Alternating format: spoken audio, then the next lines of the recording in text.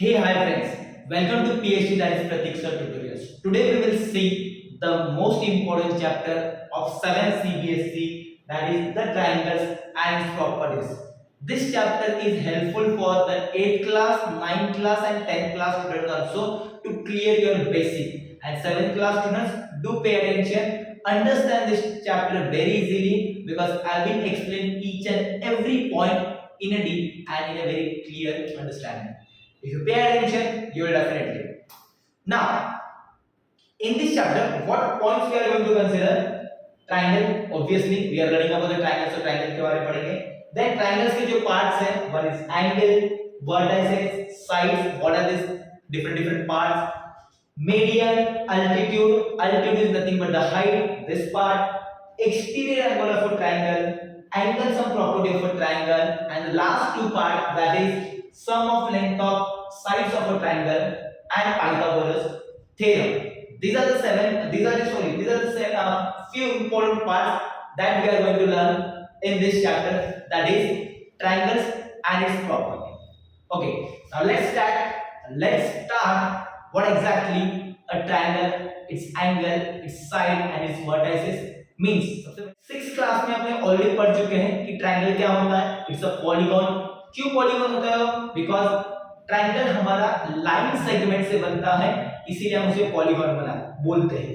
कोई भी ऐसा सॉलिड, कोई भी ऐसा फिगर जो लाइन से बनता है या लाइन सेगमेंट से बनता है, उसे हम पॉलीगॉन बुलाते हैं.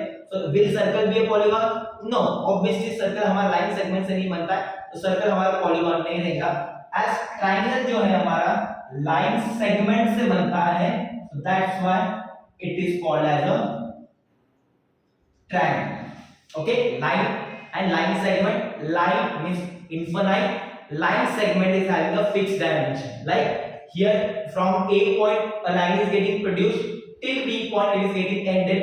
So this AB is having a fixed dimension, where BC is having a fixed dimension, और AC का भी हमारा क्या है? Fixed dimension. तो इसे क्या बुलाएंगे हम? एक ट्रायंगल. आई होप आपको समझ आया. नाउ ट्रायंगल ये नाम क्यों गिरा है? It's very simple. जब भी दो लाइन इंटरसेक्ट करते हैं तो एक एंगल फॉर्म होता है, ये हमने ऑलरेडी पढ़ चुके हैं. तो यहाँ पे अगर ऑब्जर्व करेंगे तो AB एक लाइन सेगमेंट है, AC एक लाइन सेगमेंट है. ये दोनों जहां पे इंटरसेक्ट कर रहे हैं तो ये एंगल फॉर्म हो रहा है. सिमिलरली AB एक लाइन है, BC एक लाइन है, ये दोनों लाइन जहां पे इंटरसेक्ट हो रहे हैं वहां पे एंगल B फॉर्म हो रहा है. एंड लास्टली AC एक लाइन सेगमेंट है, BC एक लाइन सेगमेंट है, ये दोनों जहां पे इंटरसेक्ट कर रहे हैं एंगल C फॉर्म हो रहा है. और अगर आप ऑब्जर्व करेंगे तो ये पूरे कंप्लीट फिगर को, तो इस ट्रायंगल के अंदर तीन एंगल फॉर्म हो रहे हैं, और किसी भी ट्रायंगल के अंदर बस तीन ही एंगल हमारे फॉर्म होते हैं. तीन मतलब ट्राई कलर हमने पढ़ा है, हमारे फ्लैग कलर्स में भी, फ्लैग में भी ट्राई कलर्स है, ऑरेंज, व्हाइट, ब्लू. सिमिलर यहां पे भी तीन ही एंगल है, तो तीन एंगल से ये फिगर बना है. So that's why it is called as triangle. I hope you got the definition कि ट्रायंगल क्यों बोला जाता है. Everything, every single math term is having a reason, and that reason is very simple. I hope सबको triangle समझ में आया. तो अगर किसी फिगर में चार एंगल्स रहेंगे तो उसे हम ट्रायंगल बुला सकते हैं क्या? Obviously not, because उसके अंदर more than 3 एंगल्स हैं. किसी अगर फिगर में दो एंगल्स अगर होते तो हम उसे ट्रायंगल बुला पाएंगे क्या? Obviously not, because उसके अंदर तीन एंगल्स नहीं है. So any figure which is having 3 angles in it, that figure is simply called as a triangle. तो आई होप ये ट्रायंगल क्या होता है ये आपको समझ में आया. सच में अगर नहीं समझ में आया एक बार फिर से रिवाइंड पीछे ले लो और ये वीडियो को फिर से देखो. ओके, फिर से आते हैं इसी फिगर की तरफ. नेक्स्ट क्या बोल रहा है? एंगल. अभी मैंने जैसे बताया कि जब भी कोई दो लाइन इंटरसेक्ट करता है तो वहां पे एक एंगल फॉर्म होता है. वैसे यहाँ पे AB और AC इंटरसेक्ट हो रहा है तो एक एंगल फॉर्म हो गया. AB और BC इंटरसेक्ट हो रहा है तो एंगल B फॉर्म हो गया. AC और BC इंटरसेक्ट हो गया तो एंगल C फॉर्म हो गया. So angle means what? Whenever two sides intersect of a triangle, there is a formation of angle, and every triangle has 3 angles only. Now आगे और पढ़ेंगे हम triangles के बारे में, but right now every simple triangle is going to have only 3 angles. हर एक triangle के हमारे तीन ही एंगल होने वाले हैं. So how many angles a triangle is going to have? That is 3 angles. 3 से ज्यादा हो पाएंगे क्या? Obviously not. अगर होल देंगे तो ट्रायंगल कहलाएगा क्या? नहीं। 3 7 कब एंगल होंगे तो ट्रायंगल कहलाएगा क्या? नहीं। So that is a very simple thing, जिस भी फिगर में 3 एंगल्स हैं वो फिगर को हम ट्रायंगल बुलाएंगे। And angles is simply the intersecting of two side forms a angle. कोई भी दो साइड ट्रायंगल के जब इंटरसेक्ट हो जाते हैं तो वो एक एंगल फॉर्म करता है, और हर एक ट्रायंगल के अंदर हमारे 3 एंगल्स होते हैं। आई होप यू अंडरस्टैंड। नेक्स्ट क्या है? वर्टाइसिस। वर्टाइसिस काफी सिंपल। मैंने क्या बोला? एंगल्स जब भी दो लाइंस इंटरसेक्ट करते हैं तो उसको हम एंगल बुलाते हैं। ओके, जो लाइन जहां पे इंटरसेक्ट करते हैं वहां पे पॉइंट आ जाता है। यहां पे हम ये पॉइंट कंसीडर करते हैं, जैसे AB और AC जिस पॉइंट पे इंटरसेक्ट करता है वहां पे ये एंगल फॉर्म करता है, और ये जो हमारा पॉइंट होता है इसे हम बुलाते हैं वर्टेक्स। इसे क्या बुलाते हैं? वर्टेक्स। वर्टेक्स ये हमारा सिंगुलर फॉर्म है, वर्टाइसिस ये हमारा प्लूरल फॉर्म है। ओके, प्लूरल फॉर्म आया समझ में? ए मतलब एक वर्टेक्स मतलब सिंगुलर, ए बी सी ये 3 वर्टेक्स है इसके अंदर, मतलब वो वर्टाइसिस हो गए। तो सिंगुलर और प्लूरल ऐसे हमारे अलग अलग वर्टेक्स होते हैं किसी भी ट्रायंगल के अंदर। तो आप बता पाओगे क्या किसी भी ट्रायंगल के अंदर कितने वर्टेक्स हो सकते हैं? ऑब्वियसली 3 ही, बिकॉज़ 3 अगर एंगल है तो 3 वर्टेक्स ही फॉर्म होना है। Vertex A, vertex B and vertex C. So I hope you got it. Vertex क्या होता है? जब भी हमारे दो साइड्स किसी भी ट्रायंगल के जहां पे इंटरसेक्ट करते हैं वहां पे वो जो इंटरसेक्टिंग पॉइंट है, that intersecting point is simply called as a vertex, and vertex is the singular form, vertices are the plural form. Is it clear? तो आपका ये जो वर्टेक्स पार्ट है या वर्टाइसेस है ये भी क्लियर हो गया। Is it clear? तो ट्रायंगल आपको क्या है वो पता हो गया, एंगल्स क्या होते हैं ये भी आपको पता हो गया, वर्टाइसेस क्या होते हैं ये भी पता हो गया। अब बचता है साइड। अगेन सब कुछ पता है आपको, बस उसको हम थोड़ा सा डिफाइन कर रहे हैं। ठीक है, साइड मतलब क्या? जब भी किसी ट्रायंगल के दो पॉइंट को कनेक्ट करने वाली लाइन जो होती है उसे हम बुलाते हैं side. The line which connects the two vertex of any triangle is simply called a side. Now here we are having vertex A, vertex B and vertex C. तो अगर मैं वर्टेक्स ए और वर्टेक्स बी को join करता हूं तो मेरे पास यहां पर एक साइड आ जाएंगी, वो साइड क्या रहेंगी? AB, right.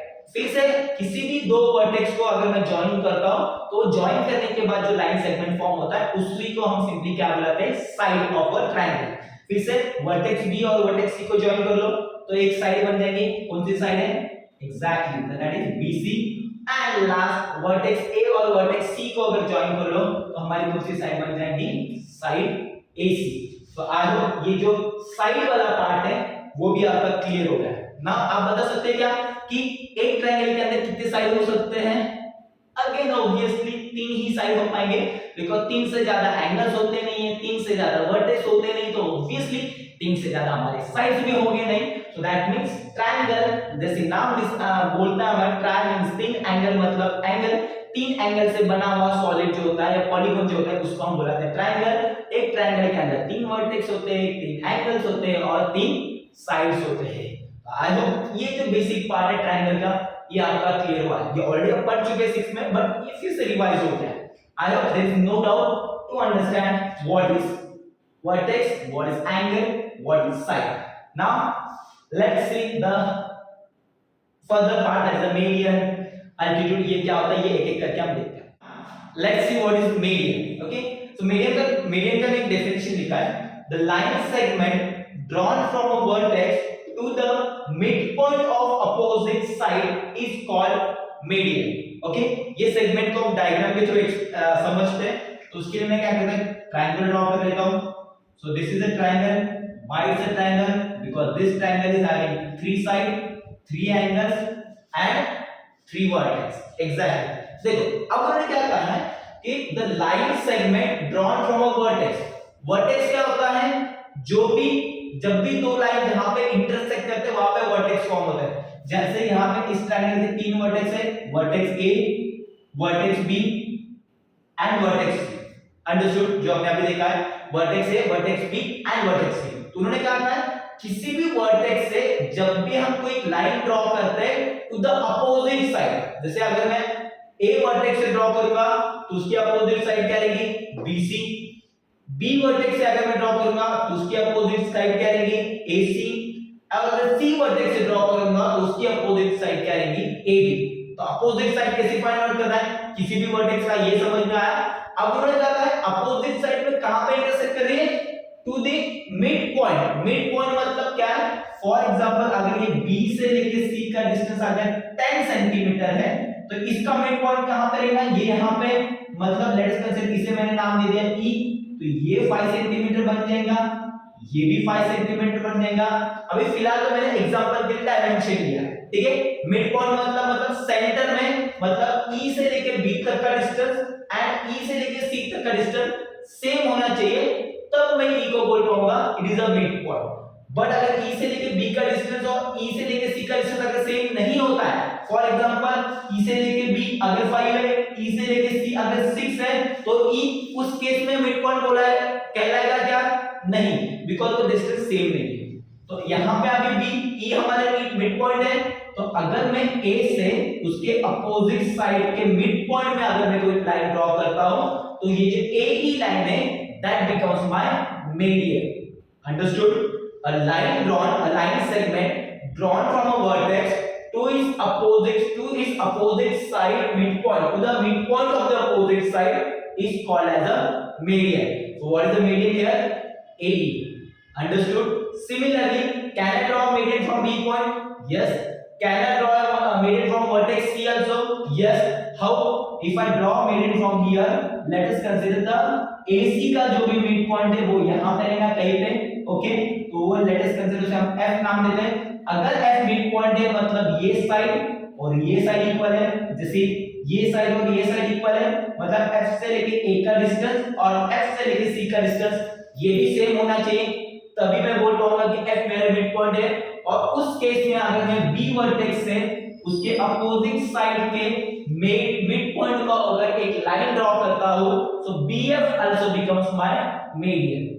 Understood? Line drawn from the vertex to the midpoint of opposite side is called as median. So यहाँ पे BF भी मेरे एक मीडियन बन गए जो कि मैंने वर्टेक्स B से निकाला है, AE भी मेरे एक मीडियन है जो मैंने वर्टेक्स A से निकाला है। अब बचा क्या वर्टेक्स दैट इज C, वहां से भी मीडियन में ड्रॉ कर सकता हूं, डेफिनेटली कर सकता हूं। कैसे? C से वर्टेक्स है, C के अपोजिट साइड क्या है AB, AB का मिड पॉइंट लेट्स मान लो यहाँ पे, उसे नाम दे देता मैं EF G, इसे G दे दिया, तो C से लेके एक लाइन ड्रॉ कर लिया जो G पे जाके इंटरसेक्ट किया। अभी कंसीडर ये लाइन थोड़ी सी टेढ़ी आ रही है बिकॉज़ रफ हैंड ने निकाला, तो मेरा CG भी क्या बन जाएगा, मीडियन। मतलब ये जो G से लेके B का डिस्टेंस है और G से लेके A का डिस्टेंस है वो भी सेम होता है, तो ही हम G को मिड पॉइंट बुलाएंगे और उसी केस में CG मेरी मीडियन बनेगी। अंडरस्टूड? मीडियन क्या होता है, सिंपली जब भी किसी ट्रायंगल के किसी वर्टेक्स से अपोजिट साइड के मिड पॉइंट को अगर हम कोई एक लाइन ड्रॉ कर रहे हैं तो उसे हम क्या बुलाएंगे, median. That means a line segment drawn from a vertex to the mid point of the opposite side is called as median. I hope ये आपको समझ में आया। तो मुझे बताओ एक ट्रायंगल के अंदर कितने मीडियन हो सकते हैं? ऑब्वियसली अगेन 3, बिकॉज़ 3 एंगल्स है, 3 वर्टेक्स रहेंगे, 3 वर्टेक्स है तो 3 अपोजिट साइड रहेंगी, तो वर्टेक्स से लेके अपोजिट साइड के मिड पॉइंट तक जाने वाली लाइन को हम क्या बुलाते हैं, मीडियन। तो उसी तरीके से इस ट्रायंगल के अंदर हमारे कितने मीडियंस आ गए, 3 medians. Understood? It's very simple. Okay, नहीं समझ में आया फिर से वीडियो को पीछे करो और वीडियो को फिर से देखो। ओके, और अगर आपको ये सारी चीजें समझ में आ रही है तो do like share and subscribe. अपने दोस्तों को भी बताओ कि ये देखो कितना इजीली प्रतीक सर समझा रहा है, ये वीडियो देखो आपके ट्रायंगल्स के सारे आप समझ में आ जाएंगे। Okay fine, now let's move ahead. जो हमारा नेक्स्ट पार्ट है दैट इज अल्टीट्यूड। अल्टीट्यूड मतलब क्या, हाइट। सी हाइट हम जनरल लैंग्वेज में बुलाते हैं, बट वो ट्रायंगल्स के बारे में जब हम बात करते हैं तो that height word is only having another synonym which is nothing but the altitude. Okay, तो जब भी हम ट्रायंगल्स के बारे में बात करें तो हमेशा याद रखना हाइट वर्ड नहीं यूज किया जाएगा, अल्टीट्यूड ये वर्ड यूज किया जाएगा। और अल्टीट्यूड का सिंपल मतलब है हाइट। उसका डेफिनेशन क्या बोल रहा है, the line segment drawn from a vertex perpendicularly मतलब जब भी वो किसी अपोजिट साइड में से करेगा वो 90 डिग्री का ही एंगल फॉर्म करेगा, उसके अलावा कोई नहीं। परपेंडिकुलर वर्ड आया तो समझ लेना 90 डिग्री है, परपेंडिकुलर वर्ड नहीं है तो समझ लेना कोई एंगल जो है 90 डिग्री से अलग है। So the line segment drawn from a vertex perpendicularly to its opposite side is called the altitude. Okay, अब इसको फिर से समझते हैं एक फिगर से। यहाँ पे मैं और एक ट्रायंगल ड्रॉ कर लेता हूँ। लेट अस कंसीडर, ये मैंने एक ट्रायंगल ड्रॉ किया। ओके, इसे मैं फिलहाल अभी नाम दे देता हूँ P, ABC हो गया, P Q R। Okay, naming of the triangle जो भी होती है, अगर क्वेश्चन में मेंशन नहीं किया है तो आप आपके हिसाब से कुछ भी दे सकते हो, बट एक याद रखना, नेम जब भी करोगे ट्रायंगल को तो उसके वर्टेक्स को अल्फाबेट ही नाम दोगे, ये चीज याद रखना। ये मैंने यहाँ पे P मुझे पसंद नहीं है, मैंने चिंटू पिंटू मिंटू ये मत देना, ये गलती मत करना। ओके, ठीक है ना? तो हमेशा याद रखना, नेमिंग ऑफ अ ट्रायंगल और द वर्टेक्स का ट्रायंगल का नाम हमेशा कोई भी अल्फाबेट हो सकता है। आपके पास कितने ऑप्शन है वर्टेक्स का नाम देने के लिए? Exactly that is 26, because 26 alphabet भी आ रहे हैं, तो उस 26 में से आप कोई भी अल्फाबेट यूज कर सकते हो ट्रायंगल का नाम देने के लिए। बट इसके अलावा कोई फेवरेट नाम मत देना अपने दोस्तों का और अपने समझ रहे हो ना? नाउ फिर now this is a triangle which is PQR. Now how many sides are there? Again obviously three sides. Which are the three sides? PQ, QR and PR. What are the three vertex? Vertex P, vertex Q and vertex R. अब उन्होंने क्या कहा है? The line segment drawn perpendicularly. Perpendicularly मतलब मैंने क्या कहा? यहाँ से कोई लाइन जो कि परपेंडिकुलर, ये सिंबल कहाँ पे भी आ गया तो समझ लेना इस सिंबल की वैल्यू क्या है? That is 90 degree. 90 डिग्री मतलब है तो वो परपेंडिकुलर ही रहेगा, उसके अलावा कुछ हो ही नहीं सकता, बिकॉज़ परपेंडिकुलर का मीनिंग ही वो है कि वो 90 degree. So if a line is drawn perpendicularly to its opposite side and that line will be called as the altitude. Altitude is nothing but height. आया समझ में? ओके, क्या समझ में? ना एक अल्टीट्यूड, अब सवाल आ जाता है कि किसी भी ट्रायंगल की एक ही अल्टीट्यूड रहेगी क्या? ऑब्वियसली नहीं, बिकॉज़ एक ट्रायंगल के अंदर तीन वर्टेक्स है तो ऑब्वियसली तीन अल्टीट्यूड्स आ जाएंगे उसके। अब मैंने जैसे P से एक अल्टीट्यूड निकाला है QR की तरफ, अब इसे नाम दे देता हूं, ये P है तो यहाँ पे नाम दे देता हूं मैं ये PQR हो गया, दर्शन से L। PL एक मेरी अल्टीट्यूड हो गई। PL अल्टीट्यूड किस साइड की है? जिस साइड पे वो फॉर्म हो रही है, that is QR। So PL is the altitude of QR side. Okay, अब अगर मैं Q से अल्टीट्यूड ड्रॉ करूंगा तो Q की अपोजिट साइड क्या है? PR। तो यहां से एक लाइन परपेंडिकुलरली ड्रॉ करो, लेट अस कंसीडर ये परपेंडिकुलर आ गया, तो ये क्या हो गया? L, यहां पे मैं M नाम दे देता हूं, तो LM सॉरी QM मेरे और एक अल्टीट्यूड हो गई, ये सिंबल आ गया, मतलब ऑब्वियसली परपेंडिकुलर है। तो ये जो QM अल्टीट्यूड है वो किस साइड की अल्टीट्यूड है? ऑब्वियसली PR, बिकॉज़ PR के ऊपर फॉर्म हो रही है। अब बचा कौन सा vertex? That is R।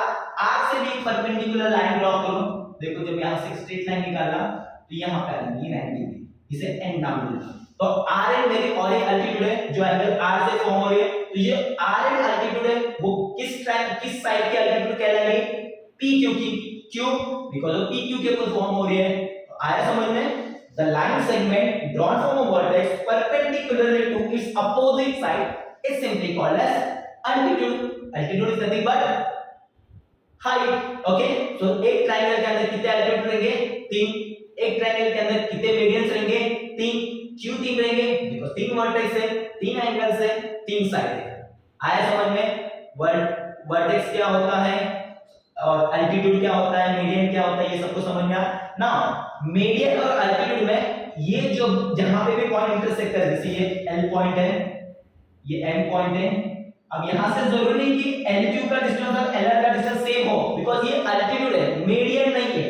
Meridian अगर होता तो वो सेम हो सकता, पर इसका मतलब ऐसा है क्या कि अल्टीट्यूड और मेरिडियन कभी एक नहीं हो सकते? हां, वो ट्रायंगल्स के अकॉर्डिंगली चेंज हो सकते हैं। तो कुछ ऐसे भी ट्रायंगल हो सकेंगे हमारे जिसके अंदर हमारा अल्टीट्यूड और मेरिडियन एक ही लाइन हो सकती है, वो सब हम आगे पढ़ेंगे। बट राइट ना, अल्टीट्यूड बेसिकली क्या होता है ये आपको समझ में आया, मेरिडियन क्या होता है वो आपको समझ में आया, दैट्स द इंपॉर्टेंट पार्ट। ये दोनों चीजें अगर आपको समझ में आ गए ना तो आगे के क्वेश्चन आप यूज सॉल्व कर सकोगे और उसके आगे के आने वाले क्लासेस के भी क्वेश्चंस आप इजीली सॉल्व कर सकोगे। तो इसीलिए मैं बोल रहा हूं 7th क्लास स्टूडेंट, ये जो मेरिडियन और अल्टीट्यूड है इसकी कॉन्सेप्ट समझ लो, बिकॉज़ ये काफी इंपॉर्टेंट है। So I hope you understand what is median, you understand what is altitude, किस तरीके से ड्रॉ किया जाता है ये भी आपको समझ में आया।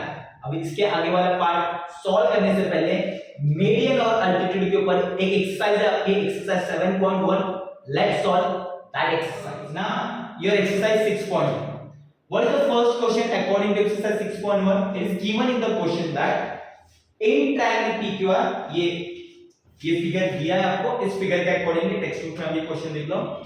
इन triangle PQR D is the mid point, हमें बताया गया है कि D हमारा मिड पॉइंट है, ये क्वेश्चन में डाटा ऑलरेडी दिया है। ऑफ साइड QR, कौन से साइड का मिड पॉइंट है? Obviously that is QR, because वो QR के ऊपर लाई करता है। तो इन तीन क्वेश्चन के हमें आंसर देना है। अब हमें बोला है कि D मिड पॉइंट है, M के बारे में कुछ नहीं बोला है, बट अभी हमने देखा है कि ये सिंबल कहीं पे भी अगर आता है तो वो जो लाइन होता है तो वो हमारा क्या बन जाता है? Exactly that is altitude. So PM हमारा क्या हो गया? Altitude, altitude is nothing but height. PD हमारा क्या हो गया? मीडियन, बिकॉज़ D हमारा मिड पॉइंट है और अपोजिट साइड के मिड पॉइंट को अगर कोई भी एक वर्टेक्स से लाइन ड्रॉ किया जाता है तो उसको हम क्या बोलते हैं? मीडियन। सो दैट्स व्हाई हमारा PD क्या बन गया? Median. What is the first question they are asking? PM क्या बनेगा हमारा? According to this symbol exactly that is altitude. So what is PM? Altitude. उन्होंने बताया क्या हमें? नहीं, बट हमने अभी पढ़ा है कि ये अगर सिंबल कहीं पे आता है जिसको हम परपेंडिकुलर सिंबल बोलते हैं, जिसकी वैल्यू 90 डिग्री होती है, वो अगर कोई लाइन अगर फॉर्म होती है किसी भी ट्रायंगल के अंदर तो उसको हम अल्टीट्यूड बुलाते हैं। सो that's why PM becomes my altitude। तो PM is altitude। Next is PD मतलब दिस लाइन। D पॉइंट क्या है? अभी उन्होंने कहा है मिड पॉइंट। सो ऑब्वियसली किसी भी वर्टेक्स के अपोजिट साइड के मिड पॉइंट को अगर हम कोई भी लाइन ड्रॉ करेंगे तो that line will be called as exactly that is median. So here PD will be our median। Okay, this is the question median। now last question क्या पूछ रहे हो? QM and MR वो equal हो सकता है क्या नहीं? ना इक्वल कब रहेगा? अगर M हमारा मिड पॉइंट रहेगा, बट M हमारा मिड पॉइंट है क्या according to this figure? No, because they are already given that D हमारा मिड पॉइंट है। तो अगर D मिड पॉइंट है तो QD का डिस्टेंस और RD का डिस्टेंस सेम होना चाहिए, बट QM और MR का डिस्टेंस इक्वल हो पाएगा क्या? नहीं, obviously. So therefore the answer will be no. Understood? I hope you understand the first question. It is very easy. Let's see the second question. What is the second question? Draw rough sketches for the following. What are the following three questions given? In triangle ABC, B is the median. So let's solve this question. Triangle ABC बोला है, तो let's draw one figure. एक के लिए solve कर रहा हूँ मैं. This will be triangle ABC. Okay. Generally figure हम इस तरीके से निकालेंगे, अब थोड़ा सा अलग अलग ट्रायंगल भी निकाल सकते हैं ना। उन्होंने क्या कहा है कि ABC का हमें क्रॉस स्केच निकालना, सो रैंडमली मैंने ट्रायंगल निकाला। BE हमारा मीडियन होना चाहिए। अगर BE मीडियन है तो हमारा वर्टेक्स क्या रहेगा? Obviously B। और मीडियन क्या होता है? अपोजिट साइड का मिड पॉइंट होता है, उसके ऊपर हम ड्रॉ करते हैं। तो B के अपोजिट साइड क्या है? Exactly that is AC। तो हमारा E पॉइंट कहीं तो यहाँ पे आना चाहिए, ये हमारा E पॉइंट हो जाएगा। और B से लेके E तक अगर हम कोई एक लाइन ड्रॉ करेंगे तो ये हमारा क्या बन जाएगा? मीडियन। और मीडियन है मतलब ये पार्ट और ये डिस्टेंस मतलब E से लेके A का डिस्टेंस और E से लेके C का डिस्टेंस सेम रहेगा। This becomes my median and this is the solution for your first bit. That's so simple. Once you understand we can solve every single question very easily. Got it? Okay, now the next क्या बोल रहे हैं? In triangle PQR, PQ and PR are altitudes of the triangle। मतलब ऐसा triangle मुझे draw करना है जिसका P से ही दोनों अल्टीट्यूड हमारे फॉर्म हो रहे हैं, मतलब एक ही एंगल होगा 90 डिग्री का, उसी साइड से उसी पॉइंट से दो हमारे अल्टीट्यूड निकलेंगे। कैसे निकलेंगे? देखो ये पे ड्रॉ करता हूं। देखो इसके लिए हम क्या करेंगे ना, अभी तक मैंने जो भी ट्रायंगल ड्रॉ किया इसके अंदर मुझे एंगल्स वगैरह पता नहीं थे, तो मैं जब भी इस तरीके का एंगल निकालूंगा, ओके, हमेशा याद रखना दिस वे, इसे नाम क्या है? PQR P। अब देखो उन्होंने PQ 90 डिग्री बोला है ना, सो देखो अब देखो ये 90 डिग्री निकाल, ये ट्रायंगल निकाला मैंने और यहाँ पे ना मैंने एक सिंबल दिया। दिस सिंबल मतलब परपेंडिकुलर, जो हमने अभी अल्टीट्यूड में पढ़ा है। तो जब भी ये सिंबल आता है किसी भी ट्रायंगल के अंदर, तो उस ट्रायंगल को हम हमेशा राइट एंगल ट्रायंगल बुलाते हैं। Keep this in your mind, this is very important. Whenever in a triangle this symbol comes, और हर एक ट्रायंगल के अंदर ज्यादा से ज्यादा और मैक्सिमम और बस एक ही ये सिंबल हो सकता है, उससे ज्यादा सिंबल नहीं हो सकते हैं। तो किसी भी ट्रायंगल के अंदर अगर ये सिंबल आ जाता है तो उस ट्रायंगल को हम नाम बुलाएंगे राइट एंगल ट्रायंगल। अब P से मुझे दोनों एल्टीट्यूड ड्रॉ करना है, तो ऑब्वियसली मेरा ये जो भी साइड रहेगा वो परपेंडिकुलर रहेगा बिकॉज़ ये 90 डिग्री है, और ये जो भी साइड रहेगा वो भी हमारा परपेंडिकुलर रहेगा बिकॉज़ ये एंगल 90 डिग्री। तो मैं P को यहाँ पे नाम दे दूंगा और Q यहाँ पे और R यहाँ पे। R और Q की जो पोजीशन है वो आपकी चेंज हो सकती है, बट P की पोजीशन यही होनी चाहिए, तब जाके PQ मेरा एक एल्टीट्यूड कहलाएगा और सिमिलरली PR भी मेरा एक एल्टीट्यूड कहलाएगा, जैसा उन्होंने क्वेश्चन में कहा है। Understood? So here PQ and PR is the altitude. Why? Because both this line segment is forming the 90 degree angle. Understood? That's it.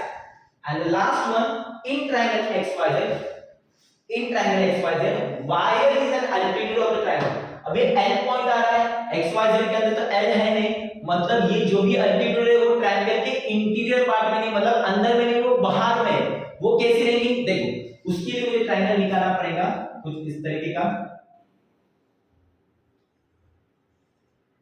और अगर आप ये देखोगे तो ये जो एंगल है ना, ये क्या नाम है, X Y Z, this is X, मैं यहाँ पे एक्स लेता हूँ, यहाँ पे वाई लेता हूँ और यहाँ पे जेड, ताकि वाई से हमारे एल्टीट्यूड फॉर्म हो जाए। ओके, नाउ सी, जब भी किसी ट्रायंगल के अंदर इस तरीके का एंगल आ जाए, और या फिर याद करना, आप देख के भी बोल सकते हो कि अगर किसी भी एंगल का, किसी भी ट्रायंगल का एक एंगल अगर 90 डिग्री से ज्यादा होता है तो उस ट्रायंगल को हम ऑब्ट्यूज एंगल ट्रायंगल बुलाते हैं। क्या बुलाते हैं? Obtuse angle triangle. when a angle of a triangle, any one angle of a triangle is greater than 90 degree, इसे अगर ऑब्जर्व करोगे तो ये जो एंगल है वो ग्रेटर देन 90 डिग्री का, आप ड्रॉ करके देख लो, आपको समझ में आएगा। तो उस केस में उस ट्रायंगल को हम ऑब्ट्यूज एंगल ट्रायंगल बुलाएंगे, और ऑब्ट्यूज एंगल ट्रायंगल की हाइट और जो एल्टीट्यूड होता है वो कभी भी इंटीरियर में नहीं होती, वो कभी भी एक्सटीरियर में आती है। और वो कैसे ड्रॉ करते हैं, उसके लिए मुझे ये जो बेस साइड है ना, z है, जो भी रहेगा बेस साइड, उसे एक्सटेंड करना पड़ेगा, और यहां से एक परपेंडिकुलर लाइन ड्रॉ करूंगा मैं, और ये जो है y इस ट्रायंगल की मेरी एल्टीट्यूड बन जाएगी। तो understand this things, whenever an obtuse angle triangle comes, where one angle will be always greater than 90 degree, okay, but less than 180 degree, that is the condition. In that case, the altitude of that triangle will be always outside the triangle, and in that case we need to extend the base, और जब भी हम y से कोई perpendicular line draw करेंगे, that becomes my altitude. Understood?